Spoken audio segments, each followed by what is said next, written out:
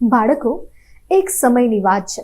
એક ગામમાં એક ખેડૂત હતો જેનું નામ હતું જયચંદ.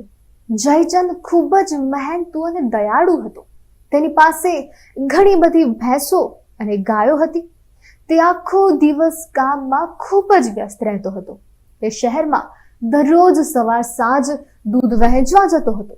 જયચંદને એટલું જ બધું કામ હતું કે તેને કદાચ પોતાના કામમાં મદદ કરવા માટે લોકોની પણ જરૂરિયાત રહેતી.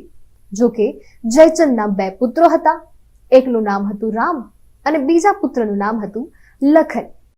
પણ જયચંદ જેટલું મહેનતુ અને દયાળુ હતો, તેના બંને પુત્રો તેટલા જ સામે આળસુ હતા.